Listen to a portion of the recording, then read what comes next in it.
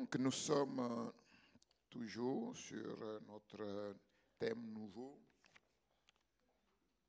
le diable, les démons et leurs activités. C'est un thème important dans ce sens que nous devons savoir que notre Dieu nous aime et il veut notre bonheur. Il a des projets merveilleux pour nos vies, mais il y a aussi quelqu'un qui ne nous aime pas, qui nous déteste et qui s'oppose systématiquement à notre bonheur, qui s'oppose systématiquement au projet de Dieu pour nos vies.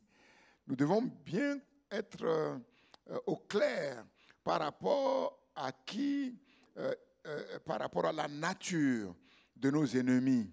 Et c'est ce que nous avons commencé de voir. Nos ennemis sont des créatures de Dieu. Et dans ce sens, nous n'avons pas peur de ces créatures. Nous ne les craignons pas. Nous ne craignons que notre Créateur. C'est lui qui a le premier mot et c'est lui qui a le dernier mot. C'est lui qui a le contrôle parfait de toute sa création, y compris ces créatures rebelles. Le diable, ses démons et leurs agents qui s'opposent systématiquement au plan de Dieu, qui s'opposent systématiquement au projet de Dieu, à la volonté de Dieu pour notre bien et pour notre bonheur. Et nous devons être parfaitement au clair sur le fait que cet ennemi, il ne dort pas. Il est descendu, il est chassé du ciel, il est descendu sur la terre et il est animé d'une grande colère. Il sait que son temps est compté. Et au jour d'aujourd'hui, il ne lui reste plus beaucoup de temps. Et nous comprenons que son ardeur est encore plus grande. Voilà pourquoi la Bible nous exhorte à être vigilants. La Bible nous exhorte à ne pas toucher à ses affaires. La Bible nous exhorte à nous tenir éloignés de lui. Nous n'avons pas besoin de communiquer avec lui. Nous n'avons pas besoin de converser avec lui. Et quand il vient pour nous tenter, oui, nous devons discerner sa voix et nous devons savoir comment le mettre en déroute. Oui, c'est l'objet, effectivement, de ces enseignements. Voilà, nous allons, pour ouvrir cet enseignement d'aujourd'hui, lire dans Luc chapitre 4. Luc chapitre 4, et nous lirons 2 versets ou 3 versets. Luc chapitre 4 à partir du verset 5. Luc chapitre 4, le verset 5. C'est le contexte de la tentation du Christ. Nous n'allons pas lire tous les versets de cette tentation, mais les versets qui nous concernent ce matin. Le diable, ayant élevé le Christ, Jésus, lui montra en un instant tous les royaumes de la terre. Et il lui dit, je te donnerai toute cette puissance et la gloire de ces royaumes, car elle m'a été donnée et je la donne à qui je veux. D'habitude, on dit Amen à la parole de Dieu, mais là, on ne dit pas Amen. Parce que c'est plein de mensonges. C'est tout plein de mensonges. Voilà. Quelle est l'autorité de Satan et des démons? D'où lui vient cette autorité?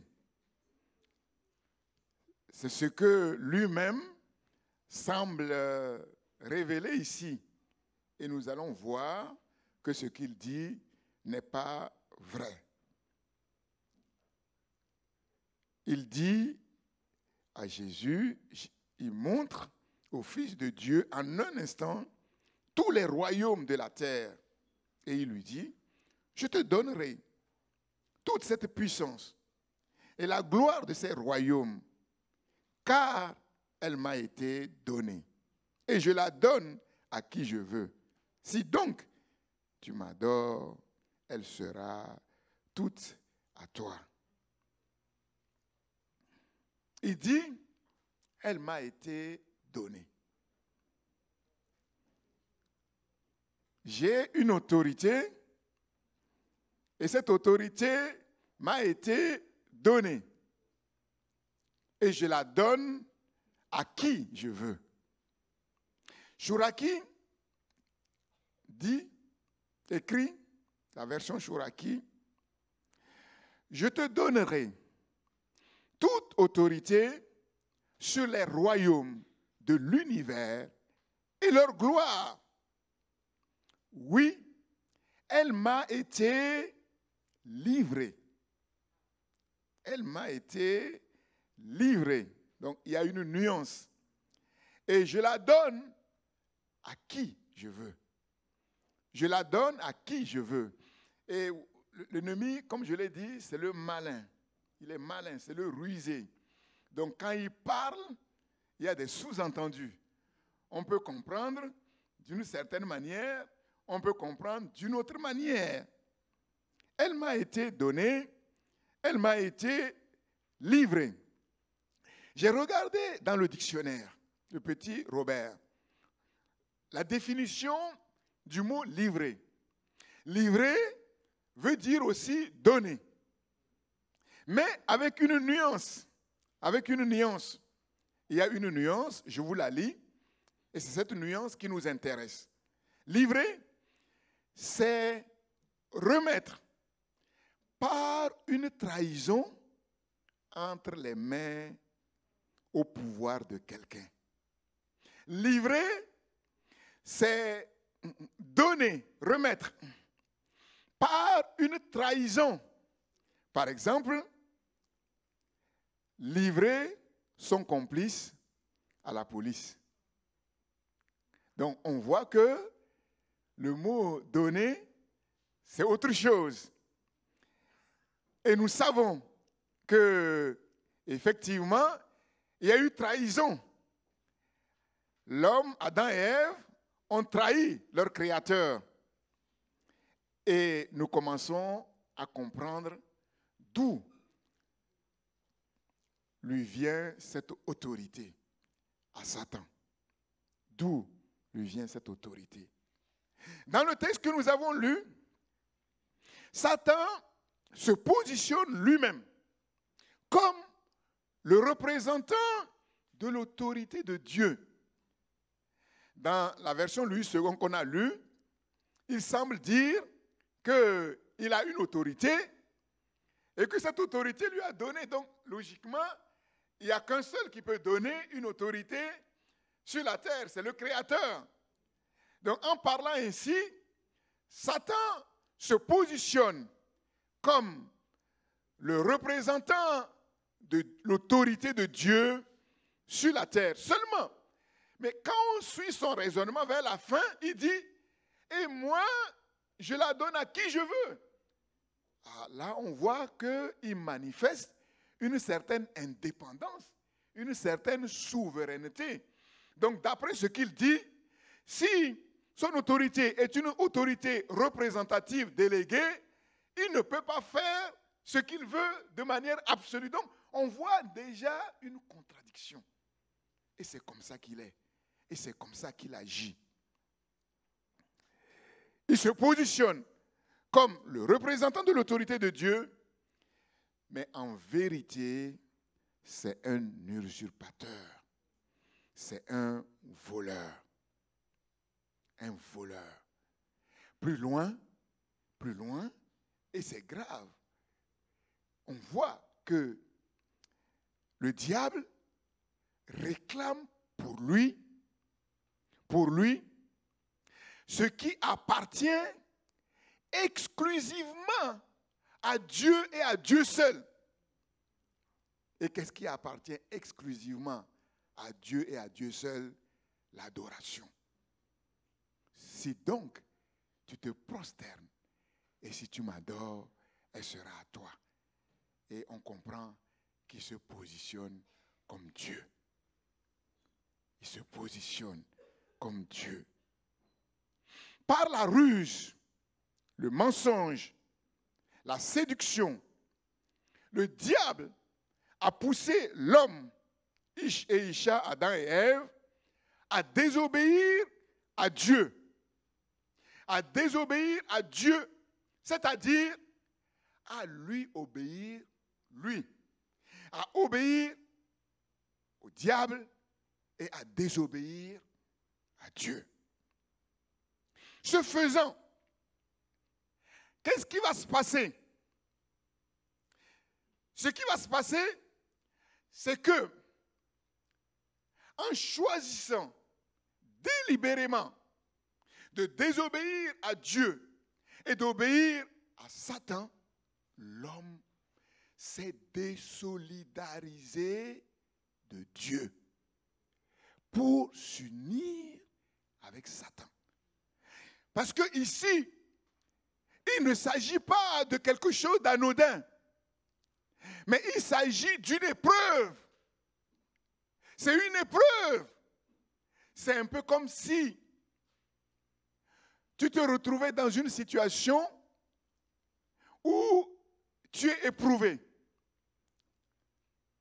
Si tu renies Jésus, tu vas sauver ta tête. Mais si tu refuses de renier Jésus, on coupe ta tête. Et vous comprenez que dans cette situation, la personne qui va prendre cette décision sait, connaît tout l'enjeu. Tout l'enjeu.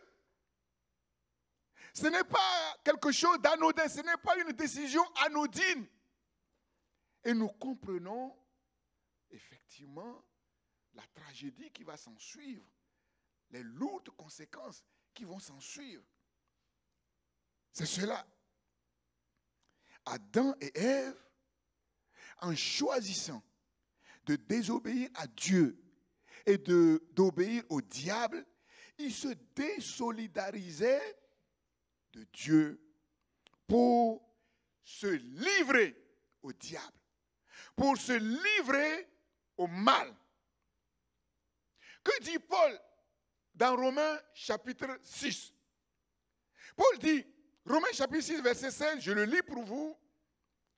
Ne savez-vous pas qu'en vous livrant à quelqu'un pour lui obéir, vous devenez esclave de celui à qui vous obéissez? Soit au péché qui conduit à la mort, soit à l'obéissance à Dieu qui conduit à la justice. Qui conduit à la justice. Et nous comprenons ici l'importance capitale de l'obéissance. L'importance capitale de l'obéissance. Pardon. En obéissant au diable, l'homme est devenu esclave du mal.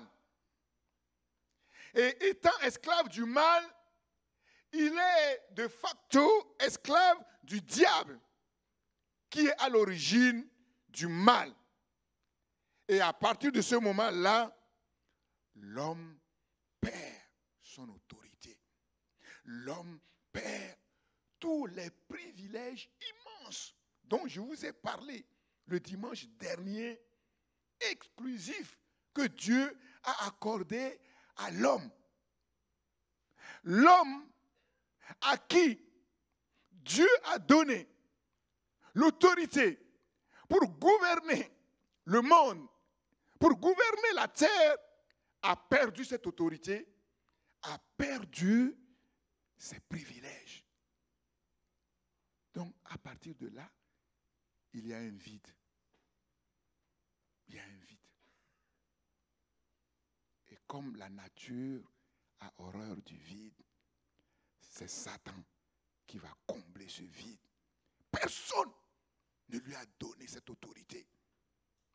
L'homme qui avait l'autorité de gouverner a failli, il a perdu son autorité, il n'y a plus personne sur la terre pour gouverner.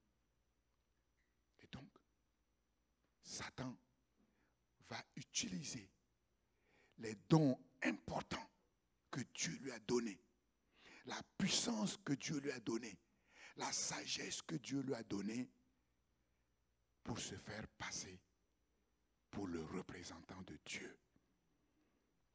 Parce qu'il n'y a aucune autre autorité, il n'y a aucune autre force, aucune autre puissance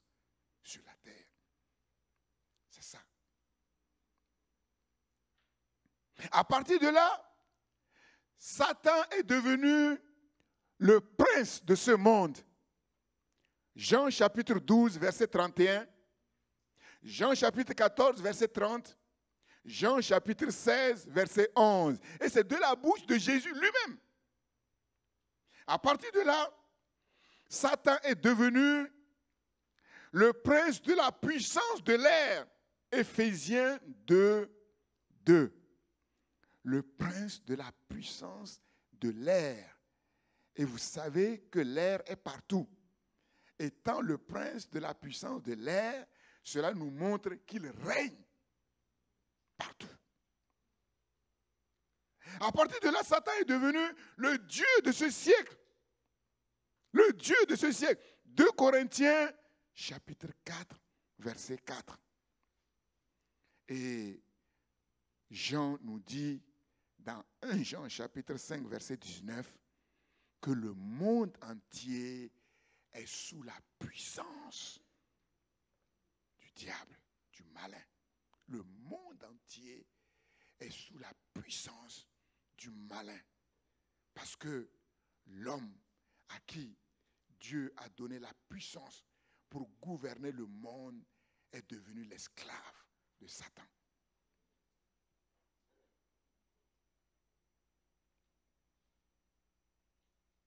Dans la chute de l'homme, comme dans l'épreuve de Job, nous voyons là toute la puissance destructrice du diable et de sa parole.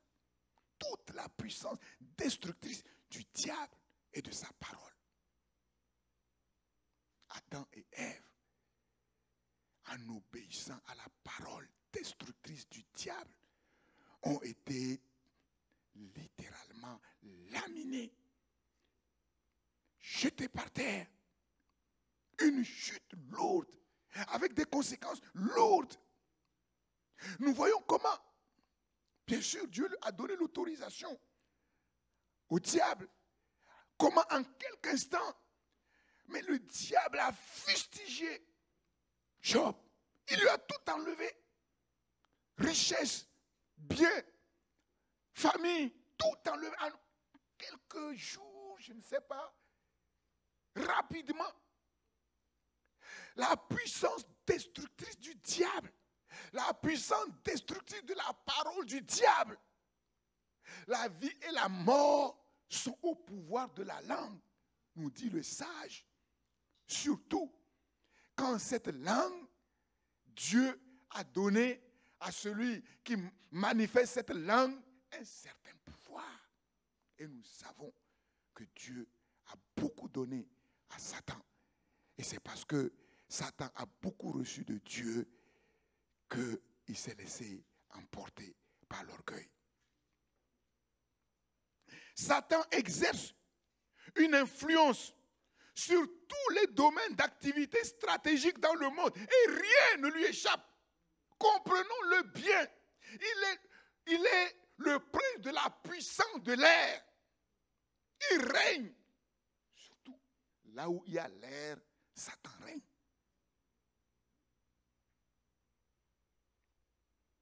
Tous les domaines d'activité stratégique dans le monde, Satan a sa signature. Les traditions. Jésus dit, vous annulez la parole de Dieu par les traditions. La religion. Paul nous parle des doctrines de démons. La politique, la sexualité, la famille, les relations entre les humains, la science, le travail, l'art, le sport, l'école, l'enseignement, l'éducation, la formation, sans oublier les réseaux sociaux infiniment destructeurs, Internet, infiniment, les dernières inventions du diable, infiniment destructeurs, devant lesquels l'être humain est démuni. On ne sait pas quoi faire. On ne peut pas tout jeter. On est lié et il travaille à fond. Vous devez comprendre que quelle que soit l'activité que vous faites, Satan a sa signature sur cette activité-là. Et vous êtes en combat. Que vous le voyez ou que vous ne le voyez pas, vous êtes en combat. Ou vous avez la victoire, ou c'est Satan qui a la victoire.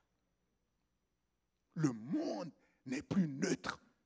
Aucune activité sur la terre n'est plus neutre. Et dans toutes ces activités, qu'est-ce qu'il fait? Qu'est-ce qu'il fait? Il déforme l'image de Dieu. Il donne une image déformée de Dieu. Il pousse les humains à aimer plus le mal que le bien. La preuve, aujourd'hui, on appelle mal bien et on appelle bien mal. À l'école, qui est censée former les êtres humains à leurs responsabilités.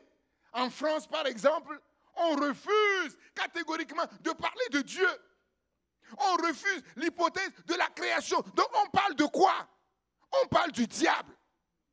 Voilà pourquoi les enfants sont plus familiarisés aux démons qu'aux anges. On ne leur parle plus du diable, on ne leur parle plus des démons que de Dieu, que des choses bien. Qui est derrière tout ça? Satan. Qui manipule ceux-là qui ont la responsabilité de former, ceux-là qui ont la responsabilité d'éduquer. Et il n'est pas étonnant que ces hommes et ces femmes qui ont la responsabilité de former et d'éduquer disent en matière de connaissance, on peut donner quelque chose, mais en matière de l'être humain, on ne peut rien faire. Parce qu'on a mis le Créateur de côté. Et on fabrique des monstres qui tuent. Ils ont des talents, mais à côté de ces talents, tout ce qu'ils font, leur comportement, ce n'est pas bon.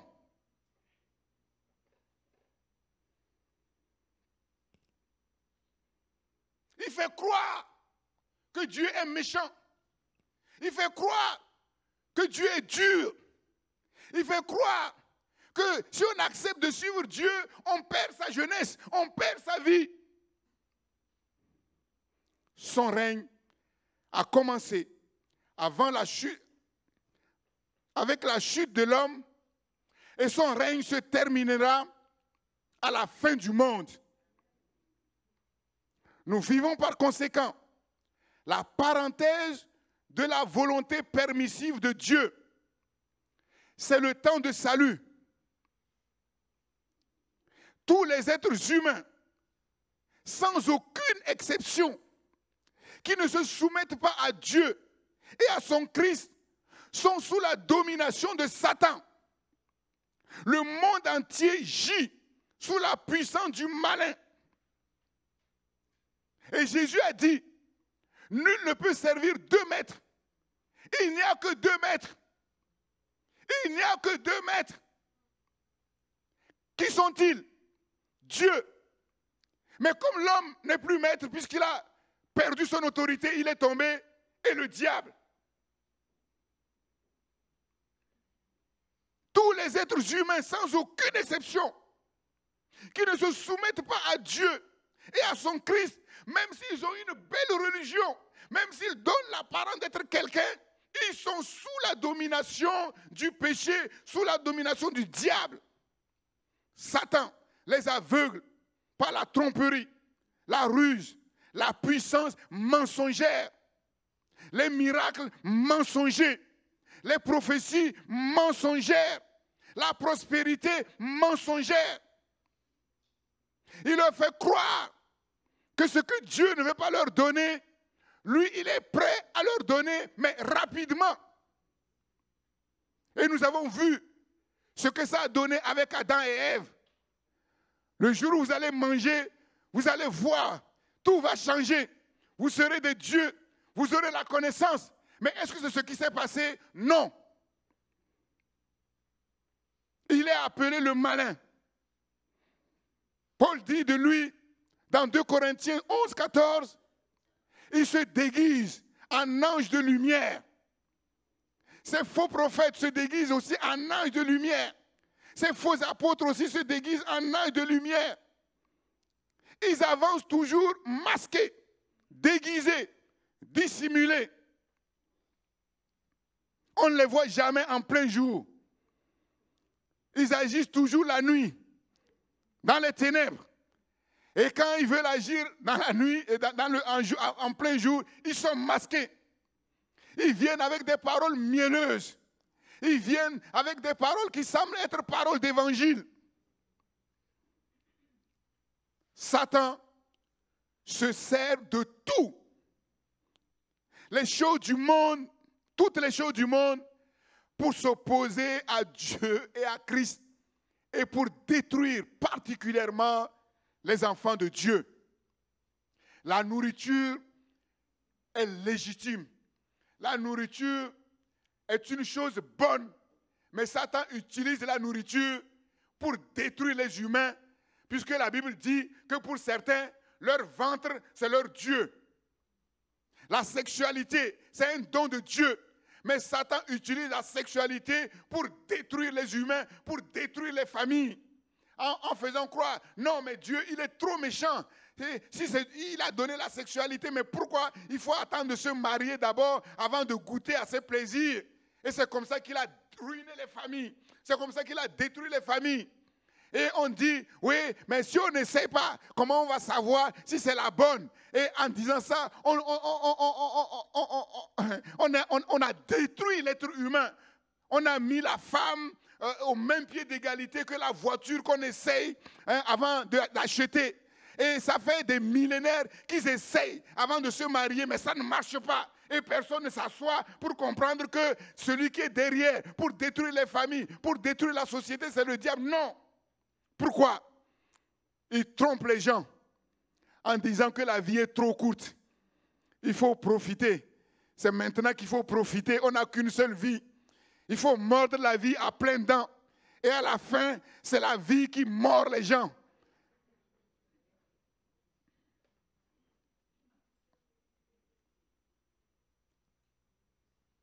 Voilà pourquoi la parole de Dieu dit que ceux qui aiment aveuglement le monde sont ennemis de Dieu. L'amour du monde est inimitié contre Dieu. Parce que ce monde-là gît sous la puissance de Satan. Et Satan a son influence partout. Aimer le monde sans discernement.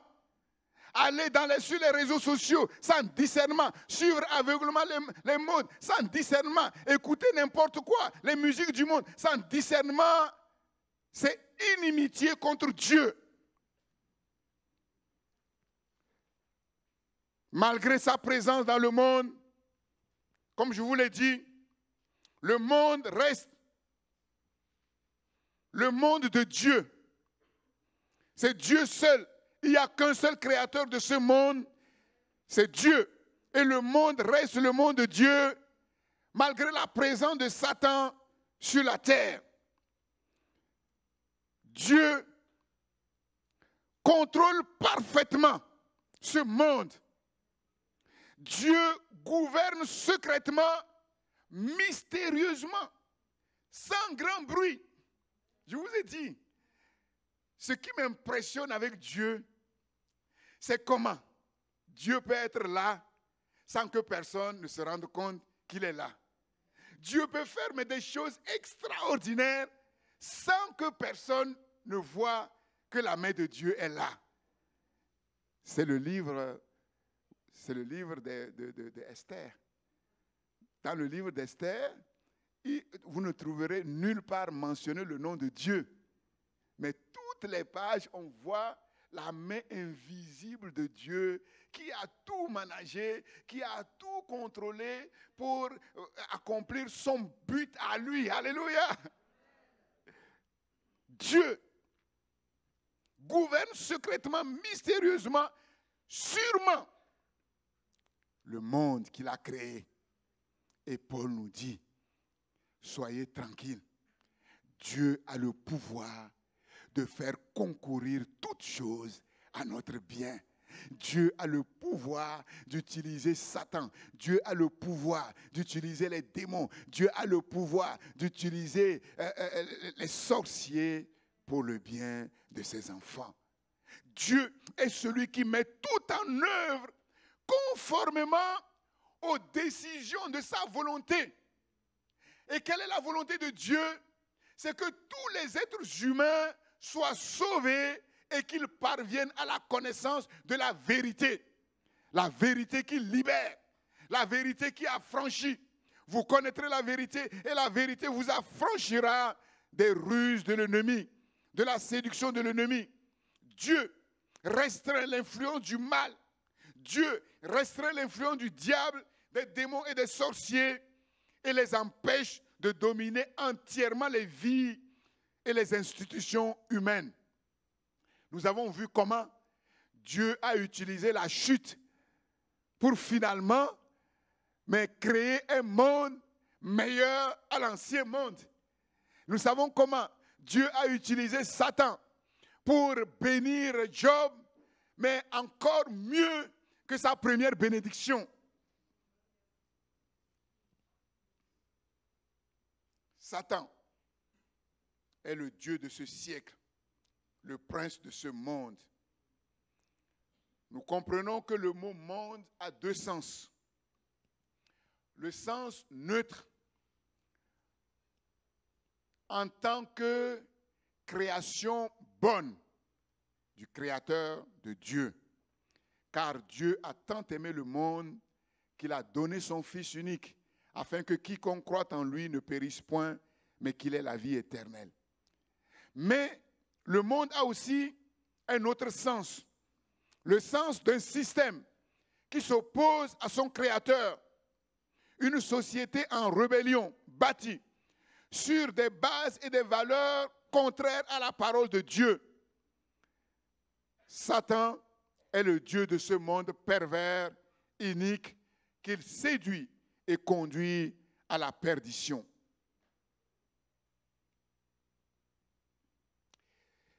Maintenant, je vous pose une question. Quelle est la responsabilité de l'homme dans le malheur, la tragédie, la chute? Quelle est la responsabilité des êtres humains dans les malheurs que le monde traverse, dans les tragédies que le monde traverse? Quelle est la véritable responsabilité de l'humain? Quel est le problème? Quel a été le problème? Et quelle est la responsabilité de l'être humain? Qu'est-ce que Dieu attend premièrement de l'être humain?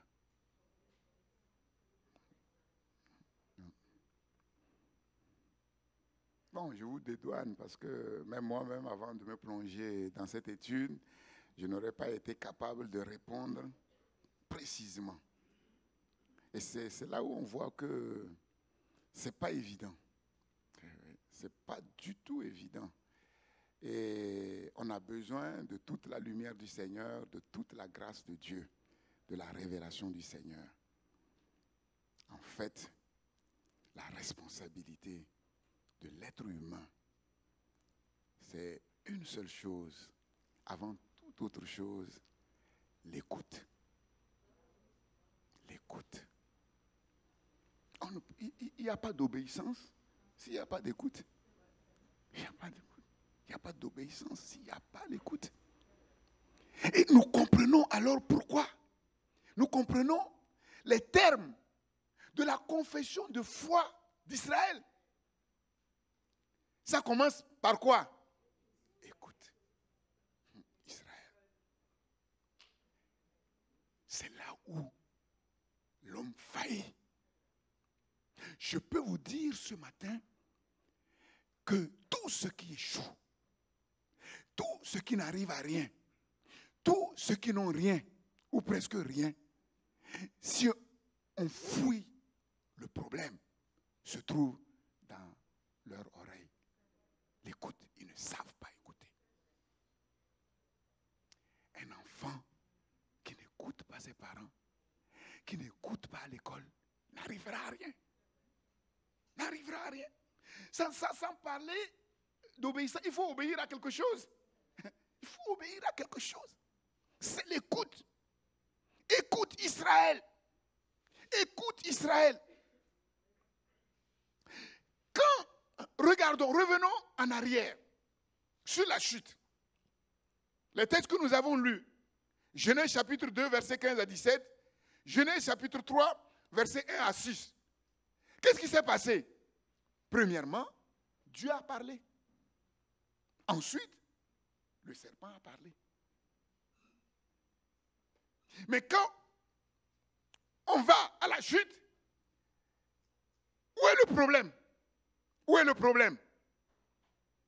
Où est le problème? Le problème, c'est que Ève a préféré écouter le serpent. Adam a préféré écouter Ève. C'est tout. C'est tout.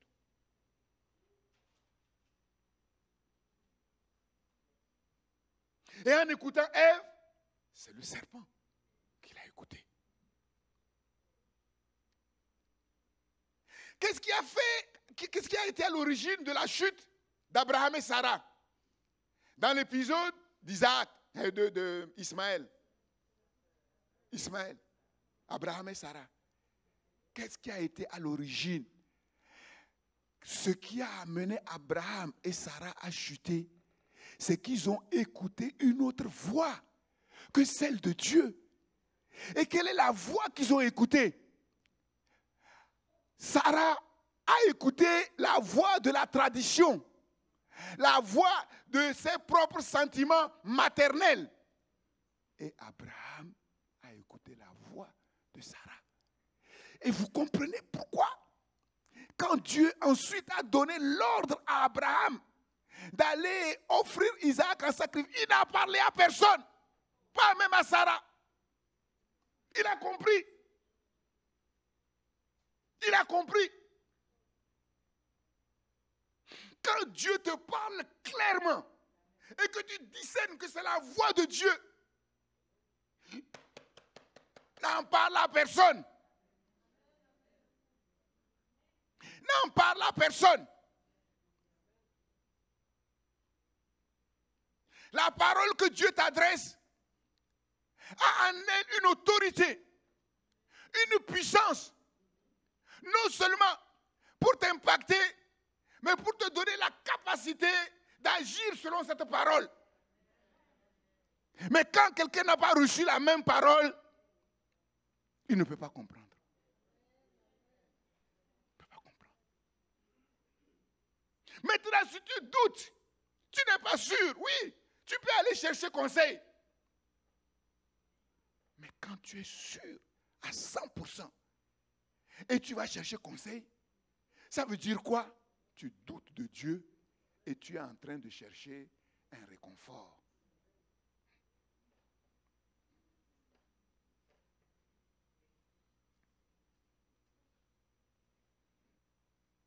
Moïse, quand il a tué, quelle a été l'origine de ce meurtre? Est-ce que Moïse a entendu la voix de Dieu? Non. Il a pris ses propres pensées pour les pensées de Dieu. C'est tout. C'est tout. C'est sérieux. Maintenant, pourquoi Adam et Ève ont préféré écouter le serpent? Pourquoi? Pourquoi?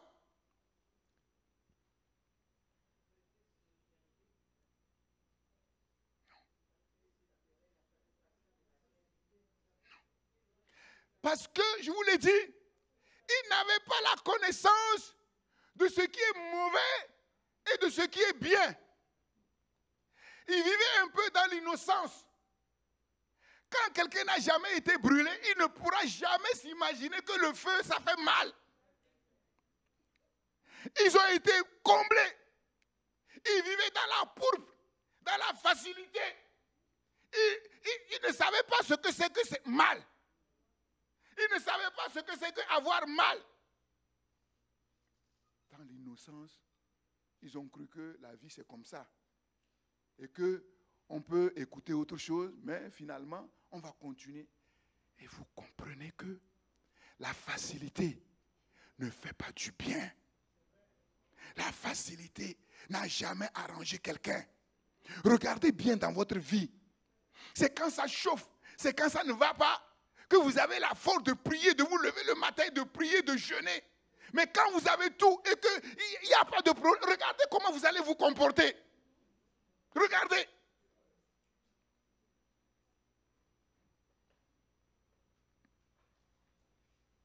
Adam et Ève n'avaient pas la connaissance.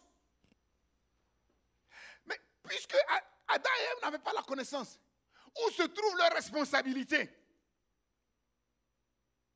C'est un peu comme Dieu dit, mon peuple périt parce qu'il lui manque la connaissance. On pourrait dire, mais Seigneur, si tu ne veux pas que ton peuple périsse, donne-leur la connaissance.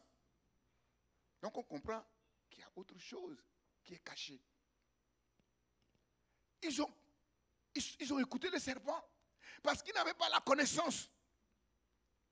Mais pourquoi leur responsabilité ici est grande? C'est parce qu'ils savaient qu'ils n'avaient pas la connaissance.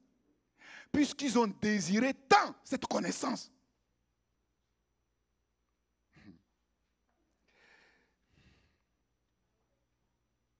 C'est ça notre responsabilité à tous. Nous tous ici, nous savons que nous n'avons pas la connaissance parfaite. Si tu sais que tu n'as pas la connaissance parfaite, et tu sais qu'il y a quelqu'un qui est ton allié, qui est ton père, qui lui a la connaissance parfaite,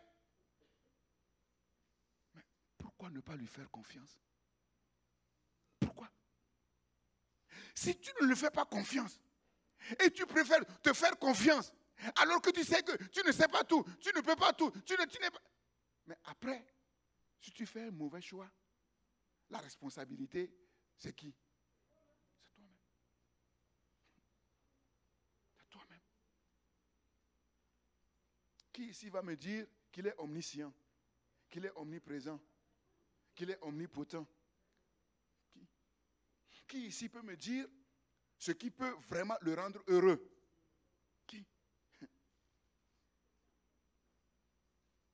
Le diable vient et dit, ah, tu as trop souffert.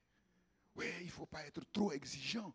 Si tu es exigeant là, tu vas être célibataire. Jésus va revenir, il va t'enlever dans ton célibat. Mais, bon, le diable va te dire, non, moi je vais t'envoyer quelqu'un. Il va faire l'affaire. Il va faire l'affaire. C'est ça. Et c'est comme ça que des enfants de Dieu tombent dans le piège, la séduction de l'ennemi. Adam et Ève croyaient dur comme fer. Vous savez, la foi, quand les gens disent, moi j'ai toujours cru, tu as toujours cru, ça c'est ta foi. Hein? Mais la foi en Dieu, c'est qu'un jour, Dieu te donne sa foi à lui. Si Dieu ne te donne pas sa foi à lui, ta foi là, c'est zéro. J'ai toujours cru là, c'est zéro. Depuis mon enfance, même, il y en a même, même dans le ventre de ma mère, je croyais. Ils ont beaucoup de foi. Hein. Ils sont sûrs. Ils sont convaincus. Adam et Ève, mais ils croyaient dur comme fer. Ils étaient convaincus. Convaincus, mais à 100%. Mais à tort que l'offre de Satan était la meilleure. C'est ça.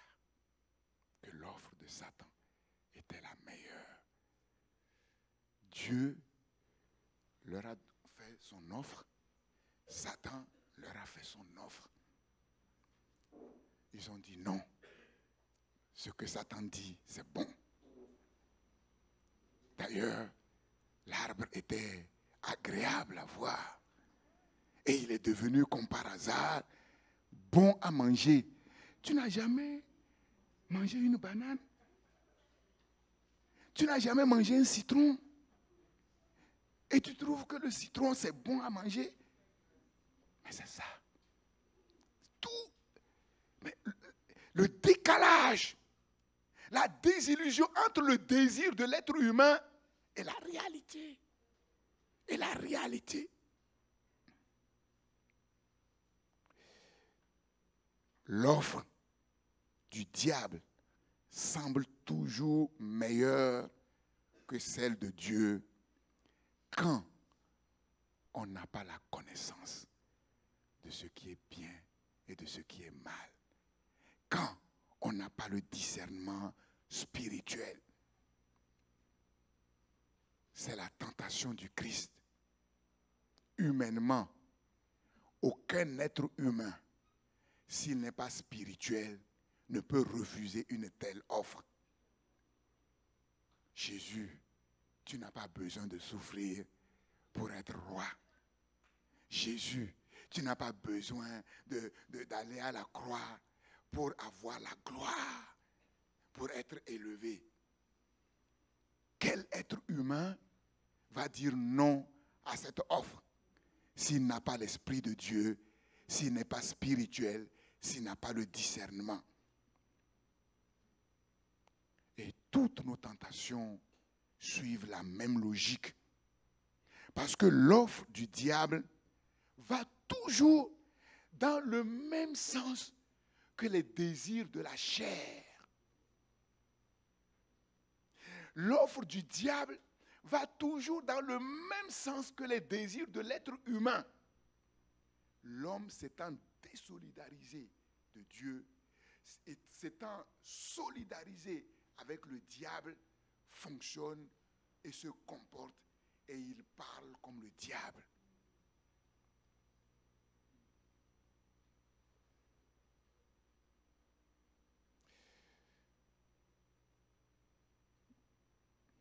Toutes nos chutes suivent la même logique. En plus, le diable, c'est un flatteur. Le diable, c'est un flatteur.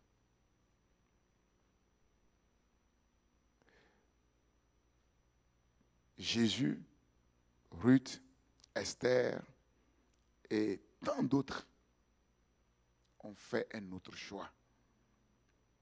Pourquoi Jésus a-t-il triomphé? Pourquoi? Jésus a pris la décision ferme, irrévocable, d'écouter Dieu, quoi qu'il arrive, quel que soit ce qu'il va traverser. C'est Dieu, c'est Dieu, c'est Dieu. Seigneur, si tu pouvais éloigner de moi cette coupe, toutefois, non pas ce que je veux, mais ce que tu veux.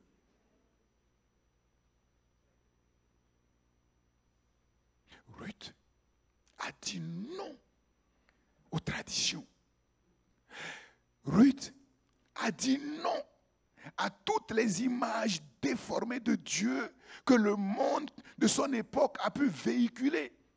Elle aurait pu dire, mais comment le Dieu de ma belle-mère peut mettre ma belle-mère dans une telle situation?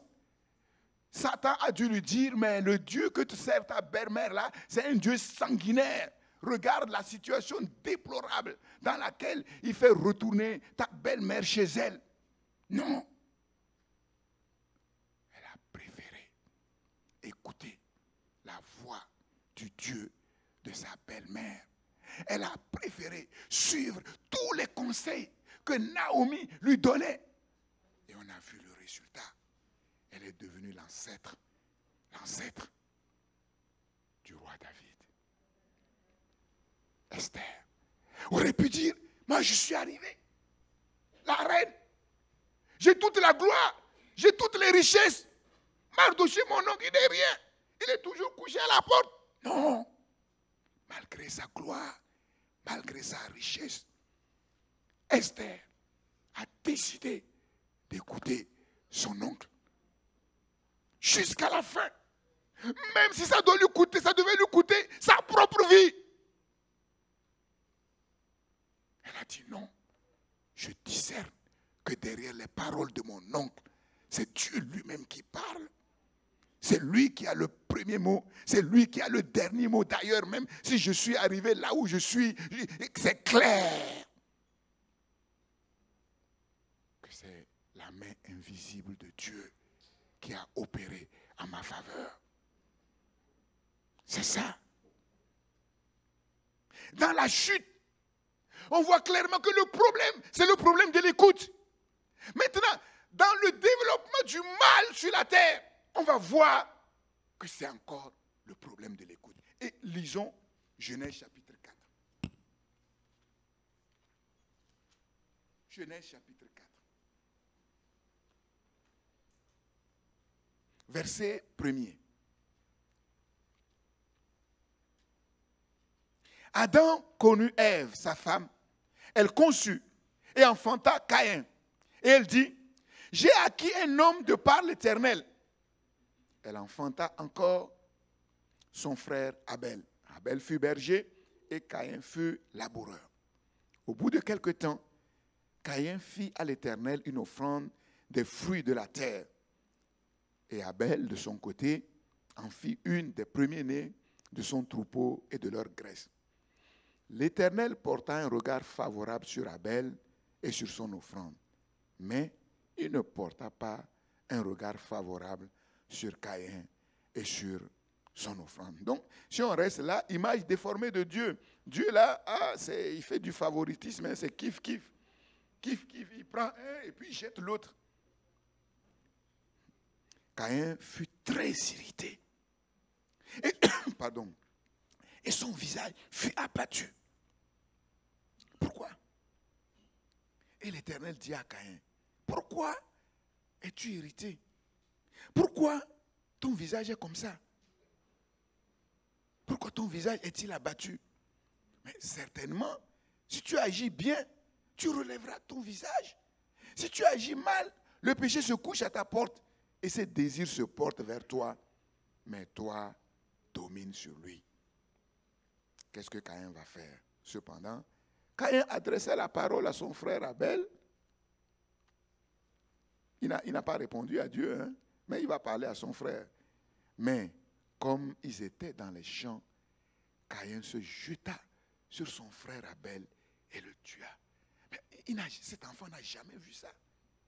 Il n'a jamais vu ça. Il n'a jamais vu la mort. Qui lui a appris? Qui lui a appris le meurtre? Qui lui a appris ces choses? L'Éternel dit à Caïn, où est ton frère Abel? Il répondit, insolence, je ne sais pas. Suis-je le gardien de mon frère? Et Dieu dit, qu'as-tu fait? La voix du sang de ton frère crie de la terre jusqu'à moi. Maintenant, tu seras maudit de la terre qui a ouvert sa bouche pour recevoir de ta main le sang de ton frère. Quand tu cultiveras le sol, il ne te donnera plus sa richesse. Tu seras errant et vagabond sur la terre. Sautons quelques lignes. Caïn, verset 17. Donc, on voit là le développement du mal. Hein. On va voir l'enchaînement, l'escalade du mal. Caïn, verset 17, connut sa femme. Elle conçut et enfanta Enoch. Bon, entre nous, qui était la femme de Caïn? Dieu n'a pas confectionné, Dieu n'a pas créé une femme pour le rebelle. Hein? Non, non, non. Bon, c'est certainement une fille de Adam et Ève. Voilà. C'est comme ça. Caïn connut sa femme, elle conçut et enfanta Enoch. Il bâtit ensuite une ville et il donna à cette ville le nom de son fils Enoch. Enoch engendra Irad. Irad engendra Mehujaël. Mehujaël engendra Methushaël. Methushaël engendra Lémec. Regardez le comportement des mecs. C'est le premier à détruire les familles. Le premier polygame. Qui lui a appris ça? Qui lui a appris ça? Les mecs prirent 2 femmes. Le nom de l'une était Ada et le nom de l'autre était Tsila. Ada enfanta Jabal. Il fut le père de ceux qui habitent sous les tentes et près des troupeaux. Le nom de son frère était Jubal.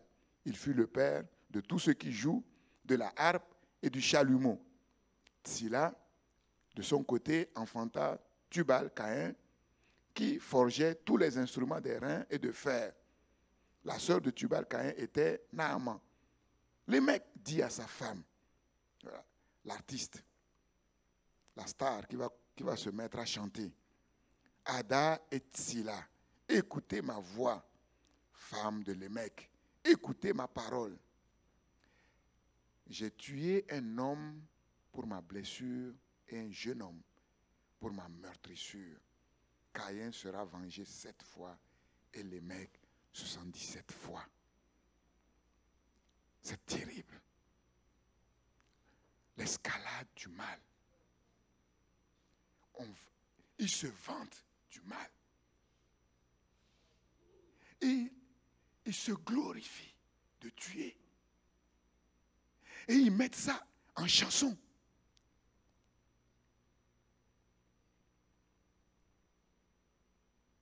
Et nous voyons, effectivement, nous comprenons pourquoi sur la terre, la grande majorité de ceux qui chantent, c'est pour glorifier le mal.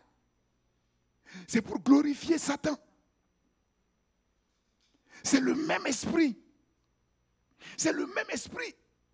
Et vous comprenez pourquoi, même dans l'église, on trouve de plus en plus rarement des chantres agréables à l'Éternel, comme Asaph, comme Jéduthun. Ils sont devenus des stars, des artistes. Ils utilisent le don pour leur gloire. Pour leur gloire. L'escalade du mal. Le développement du mal. Les gens font du mal et ils se glorifient du mal qu'ils font. On voit la jalousie, la haine, la violence, le meurtre, en rapport direct avec le culte rendu à Dieu. En rapport direct avec le culte rendu à Dieu. Sous couvert de Dieu, on tue, on assassine. Combien de sang d'innocents a coulé? Les inquisitions. Aujourd'hui encore, au nom d'un certain Dieu, on fait sauter. On tue. Sans état d'âme. Pourquoi Dieu a-t-il rejeté Caïn et son offrande? Pourquoi Dieu a-t-il agréé l'offrande d'Abel? Longtemps après, 1 Jean chapitre 3 verset 12 nous dit ceci. Les œuvres de Caïn étaient mauvaises et celles de son frère étaient justes. En quoi les œuvres de Caïn étaient-elles mauvaises? Puisqu'il a fait une offrande à Dieu. Quand nous regardons bien, Caïn, c'est l'aîné. Abel, c'est le cadet. Au bout d'un certain temps, Caïn a fait une offrande à Dieu. Au bout d'un certain temps. Mais qu'est-ce qu'il a offert? Bon, de bien, il n'est pas dit qu'il a offert les prémices. Il n'est pas dit qu'il a offert les prémices.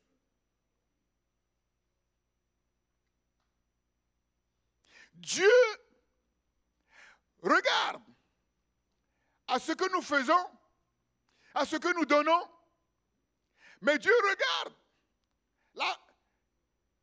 le cœur. Dieu regarde avant tout au cœur pour voir pourquoi nous donnons, comment nous donnons. Et quand Dieu regarde au cœur, qu'est-ce que Dieu cherche? La foi. La foi. La première clé, ce n'est pas l'amour, c'est la foi. C'est par la foi qu'Abel offrit à Dieu un sacrifice plus excellent que son frère. Hébreux 11, 4. Sans la foi, il est impossible d'être agréable à Dieu. Or, la foi de Dieu vient de ce qu'on entend, et ce qu'on entend vient de la parole du Christ, de la parole de Dieu. Voilà deux enfants qui ont entendu les mêmes paroles de leurs parents, qui ont reçu la même éducation, mais ils ont choisi des voies différentes. Ils ont suivi des chemins différents. La vie, comme je vous l'ai déjà enseigné, est un choix. Personne ne choisit de venir sur la terre, mais à partir du moment où nous venons sur la terre et que nous devenons conscients, notre vie est un choix. Il y en a qui ont choisi de mettre un terme à leur vie. Il y en a qui ont choisi de se suicider. La vie est un choix. Et presque tout dans la vie découle des choix que nous faisons jour après jour. Dieu, malgré tout, va manifester de la tendresse, de la compassion à l'égard de Caïn. Dieu va dire à Caïn, mais pourquoi es-tu irrité? Pourquoi? Pourquoi ton visage est-il abattu? Quand Dieu pose une question, c'est pour amener l'être humain à prendre conscience de quelque chose.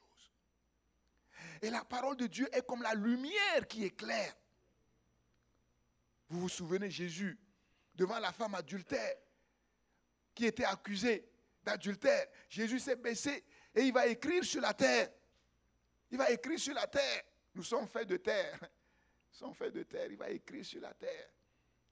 La terre qui nous a formés. Dieu a utilisé la terre pour nous former. Il va écrire sur la terre quelque chose. Et il va se lever. Il va parler. Que celui qui n'a jamais péché.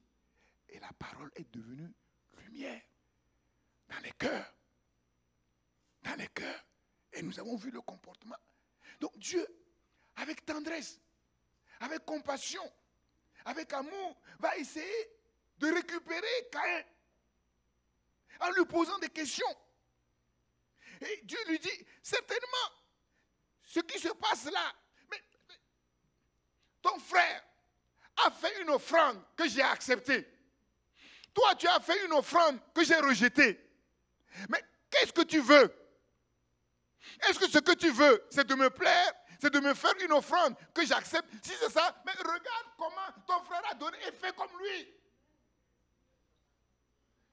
C'est simple. Ici, il n'y a pas lieu. Moi, je ne suis pas un Dieu arbitraire. Je ne suis pas un Dieu qui fait. Il n'y a pas lieu de te mettre en colère. Corrige. Corrige. Certainement, le mal est là. Le mal se couche à la porte de ton cœur, sinon même dans ton propre cœur. Et le but du mal, c'est de tuer, c'est de détruire. Ne donne pas accès au mal.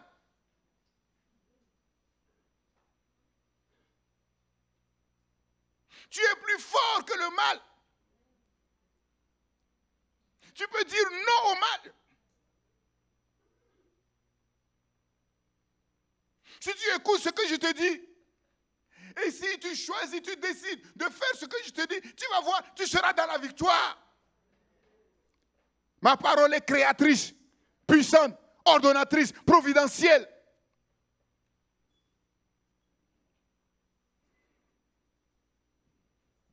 Mais Caïn a dit non à Dieu. Caïn refuse d'écouter Dieu. Souvenez-vous, il n'y a que 2 maîtres. Quand un être humain refuse d'écouter Dieu, il écoute qui? Ses pensées. Et quand il écoute ses pensées, c'est qui qu'il écoute derrière ses pensées? Le diable. Jésus va dire à Pierre, arrière de moi Satan, tu n'as que les pensées humaines, tes pensées ne sont pas les pensées de Dieu, mais les pensées des hommes. C'est sérieux. Parce qu'il n'y a que 2 mètres. Et l'être humain, il est façonné, formaté par la parole de quelqu'un. Et il n'y a que 2 sur la terre qui formatent et qui façonnent la parole des êtres humains, les pensées des êtres humains sur la terre. Ou c'est Dieu, ou c'est le diable.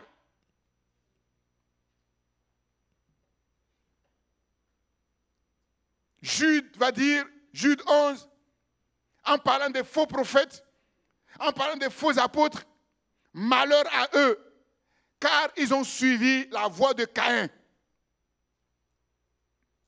Et 1 Jean, chapitre 3, verset 12, dit, Caïn était du malin. Caïn était du malin. Frères et sœurs, je vais vous dire une vérité implacable. Si vous refusez d'écouter Dieu, vous êtes un assassin. Vous êtes un meurtrier. Et la première personne que vous tuez, c'est vous-même. La première personne que vous tuez, c'est vous-même. Avant de tuer Abel, Caïn s'est tué. La mort spirituelle, c'est la séparation avec Dieu. La première personne que vous tuez, si vous refusez d'écouter Dieu, c'est vous-même. Parce que si vous refusez d'écouter Dieu, tôt ou tard, vous allez en enfer. Vous allez mourir sans Dieu. Parce que si vous n'écoutez pas Dieu, celui que vous écoutez, c'est le meurtrier, c'est l'assassin.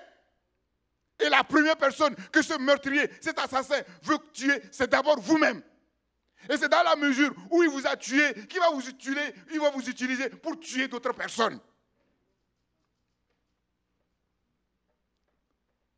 Une personne qui refuse de mourir, de se tuer, n'acceptera jamais de tuer quelqu'un d'autre. La preuve, c'est que les kamikazes qui font sauter les avions, ils ont déjà accepté leur propre mort, leur propre assassinat. Quelqu'un qui refuse de s'assassiner lui-même n'acceptera pas d'aller sauter. C'est sérieux. C'est sérieux. La voix de Caïn. C'est quoi la voix de Caïn? C'est la voix de Caïn. C'est la voix de celui que Caïn a choisi d'écouter, c'est-à-dire le diable.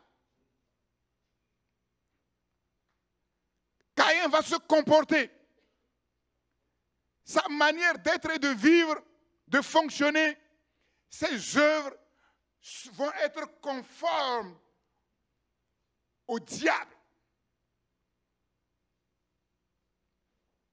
La preuve, il va tuer son frère sans état d'âme. Sans état d'âme. La voix de Caïn, c'est un culte à Dieu sans la foi de Dieu, basé sur ses propres critères. Le refus d'écouter Dieu, le refus de se repentir à la voix de Dieu. Une société parallèle fondée sur le mal, c'est-à-dire la rébellion, la jalousie, la haine, la violence, le meurtre. À partir de là, nous voyons l'escalade du mal.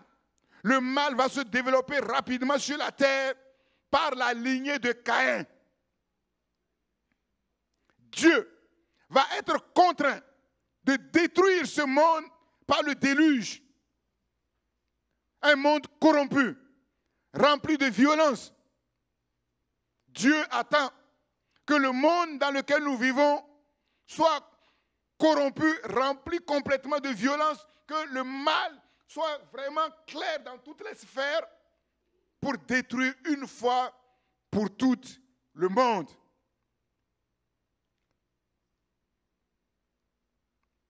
Le problème, c'est qu'après le déluge, rebelote, le même mal va recommencer à nouveau. La violence, la haine, les guerres. Les guerres. Dieu a détruit le monde par le déluge, sauf Noé et ses 3 fils. Au sortir de l'arche de Noé, Satan va trouver le moyen de récupérer un des 3 fils, Cham. Noé, surpris par le vin, va être saoul. Il va se découvrir sous sa tente. Et Cham va se moquer de son père.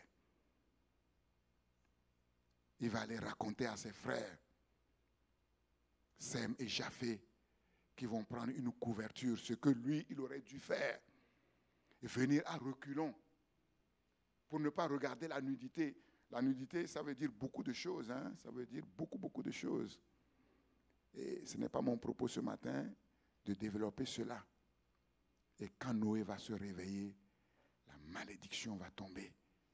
Noé va discerner que derrière Cham, c'est le diable qui est à l'œuvre. Et la malédiction va tomber sur Cham et sur sa postérité jusqu'à la 4e génération, Canaan. Et nous comprenons pourquoi, plusieurs siècles après, Dieu va ordonner de détruire Canaan. Et Canaan va être détruit sans état d'âme. Parce qu'ils se sont livrés au diable. Ils se sont vendus au mal.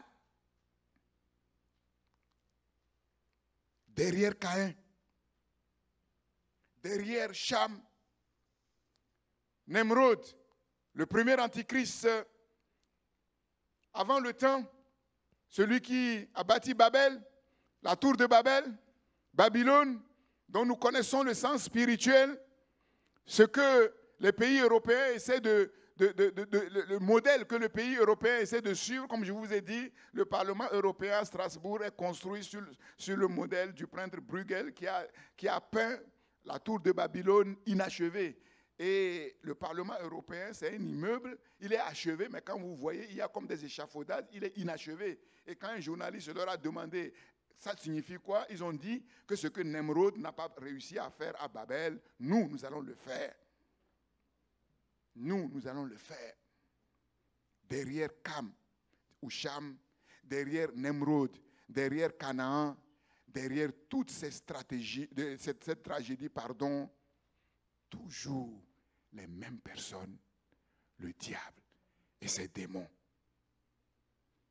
Malheureusement, la majorité des êtres humains sur la terre préfèrent écouter le serpent plutôt que Dieu. Et ma question ce matin, qui écoutes-tu? Qui écoutes-tu? Il y a des chrétiens qui sont perdus parce qu'ils entendent des enseignements à l'église et ils vont tendre l'oreille sur les réseaux sociaux, sur Internet, et ils entendent autre chose et ils sont perdus. Si ils ont le discernement spirituel, ils devraient comprendre que si ceux qui écoutent sur les réseaux sociaux, sur Internet, parlent par le même esprit que leur pasteur, ils ne pourront jamais se contredire. S'il y a contradiction, c'est qu'il y a un qui est dans le faux.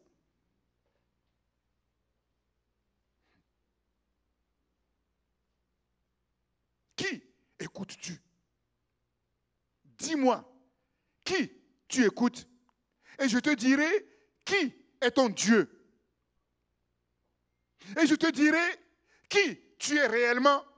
Et je te dirai ce que tu vas faire dans la vie et ce que tu vas devenir.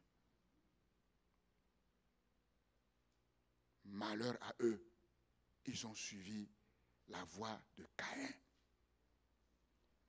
Il y a une voie claire pour ceux qui écoutent Dieu et il y a une voie claire pour ceux qui refusent d'écouter Dieu. Mais nous avons choisi d'écouter Dieu, de focaliser nos oreilles sur Dieu. Nous refusons de tendre nos oreilles à gauche et à droite. Notre responsabilité, avant toute autre chose, c'est l'écoute. L'écoute. Et nous verrons, par la grâce de Dieu, si Dieu le veut, l'importance de l'écoute. Et comme je vous l'ai dit,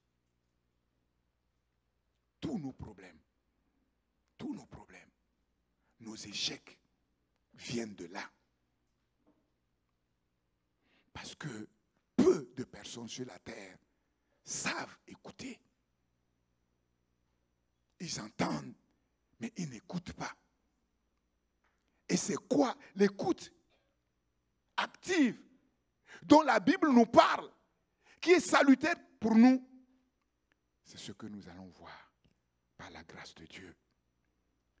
Que Dieu nous aide à comprendre ces choses afin de ne pas nous laisser séduire par le malin, afin de ne pas nous laisser conduire par la tromperie et la ruse sur le terrain du diable. Comment savoir si un enfant de Dieu écoute son Dieu? Il suffit d'écouter les paroles qui sortent de sa bouche. Et ça ne trompe pas. Si nous écoutons Dieu, nous allons parler la parole de Dieu. Paul dit que l'homme spirituel utilise le langage spirituel. Combien de chrétiens, quand on les entend parler, c'est les mots qui viennent des réseaux sociaux. C'est les mots qui viennent de l'Internet. Bien-aimés, c'est sérieux. Nous ne devons pas jouer avec ça. Nous ne devons pas nous tromper avec ça. Nous ne devons pas surfer sur ces choses-là au risque d'être sous la puissance du malin sans même se rendre compte. Et il y a longtemps, j'avais prêché sur la délivrance et je vous avais dit que beaucoup de chrétiens, je vous le dis clairement, la majorité des chrétiens sont tenus par le diable, mais ils ne savent pas. Le malin les tient au travers des traditions, au travers de leurs pensées, au travers de leurs désirs, au travers de leurs sentiments. Ils ne savent pas écouter Dieu et ils ne savent pas amener leurs pensées, leurs sentiments à l'obéissance de la parole de Dieu. Et c'est sérieux. Seigneur, aide-nous, Seigneur, à comprendre ces choses. Aide-nous à comprendre ces choses.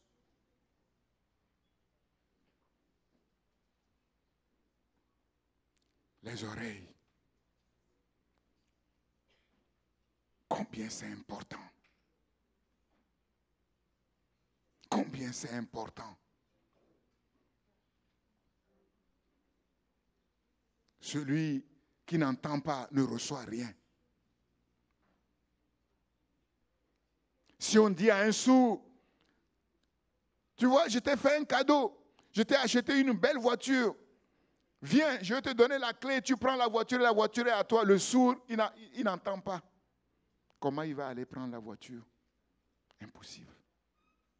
Seigneur, combien d'enfants de Dieu viennent dimanche après dimanche à l'église, ils écoutent, mais c'est comme s'ils n'ont rien entendu. La vie ne change pas. Toujours les mêmes pensées, toujours les mêmes sentiments, toujours les mêmes paroles, les mêmes comportements. Seigneur, pitié, aie pitié, Seigneur.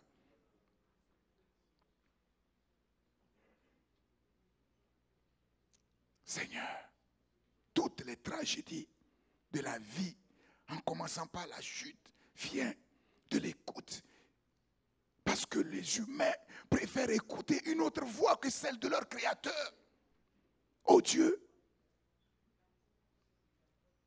Où ils entendent la voix de leur Créateur, mais ils ne s'empressent pas pour les traduire dans leurs actes, dans leur comportement.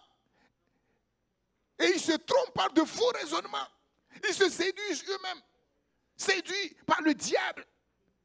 Ils croient que la relation avec Dieu, c'est faire ceci, faire cela, aller ici, aller, alors que ce n'est pas ça. Seigneur, Dieu n'a rien demandé à Adam et Ève, il leur a seulement demandé d'écouter et d'obéir à ce qu'il leur dit. Et tout ira bien. Il leur a tout donné. Seigneur.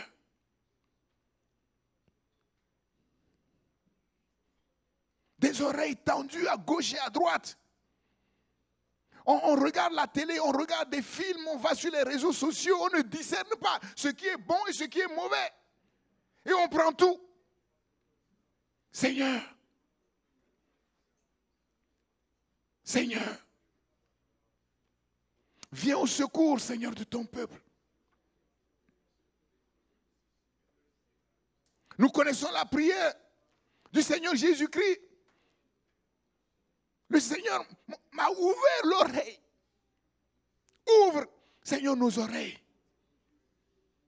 Ouvre nos oreilles, Seigneur. Ouvre nos oreilles, Seigneur. Sans écoute, il n'y a pas de relation avec Dieu. Sans écoute, il n'y a pas de disciple. Personne ne peut être disciple de Jésus-Christ s'il ne sait pas écouter. Impossible. Seigneur.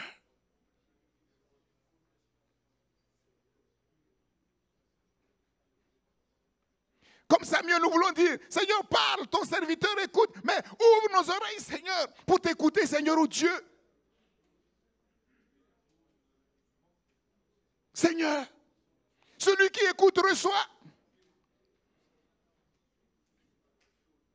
Celui qui écoute sait comment parler, sait comment répondre au diable. Comme Jésus, il est écrit, Seigneur, tu ne veux pas que le diable ait un avantage sur nous. Seigneur, voilà pourquoi tu nous éclaires sur qui est cette créature, Seigneur, oh Dieu, ce qu'il a, le bazar qu'il a jeté sur la terre et comment il domine les êtres humains sans que les êtres humains en prennent conscience, Seigneur, comme des moutons. Oh Dieu, mais toi tu nous as sortis de là, Seigneur, oh Dieu, et nous ne voulons pas que, oui, par notre superficialité, nos légèretés, Seigneur, nous soyons pris, oui, dans le même piège que ceux qui ne te confessent pas. Ce n'est pas ton plan pour nos vies. Nous refusons d'écouter toute autre voix que la tienne, Seigneur, oh Dieu. Nous refusons de prendre comme parole de vérité ce que les gens disent à gauche, à droite, sur les médias, dans les radios, les télévisions, les réseaux sociaux internes. Nous refusons ces choses. Oh Dieu. Et si nous savons que nous n'avons pas le discernement spirituel, nous n'allons pas dans ces choses-là. On risque d'être pris facilement au piège par l'ennemi, Seigneur, comme on prend un poisson dans un filet. Oh Dieu. Nous cherchons le discernement. Nous cherchons d'abord la connaissance, Seigneur, oh Dieu. Père, regarde combien sur la terre, combien de tes enfants sont dans les pièges de l'ennemi, sont dans les pieds de la tromperie du diable, sont dans les liens de l'ennemi, Seigneur, oh Dieu, ils se débattent. Ils se débattent, Seigneur. Et il n'y a rien. Parce qu'ils ne comprennent pas pourquoi ils sont dans cette situation. Et ils ne comprennent pas parce qu'ils ne t'ont jamais véritablement écouté. Ou ils ont entendu, mais ils ne veulent pas mettre en pratique ce qu'ils entendent, Seigneur, oh Dieu. Les années passent et rien ne change. Oh Dieu, ta grâce, Seigneur. Oh Dieu, nous prenons la décision, nous faisons le choix de refuser toute autre voie que la tienne, Seigneur, oh Dieu. Et nous détruisons tous les pièges de l'ennemi. Nous détruisons toutes les œuvres de l'ennemi, ces tromperies, ces ruses. Nous les détruisons au nom de Jésus-Christ. Tous ces desseins malveillants, tous ces projets malveillants, nous les détruisons. Père, nous réclamons l'esprit de discernement. Oh Dieu, qui affine notre jugement, Seigneur. Nous disons non à Satan, non à ses démons, non à ses agents, non aux êtres humains, si grands, si élevés soient-ils.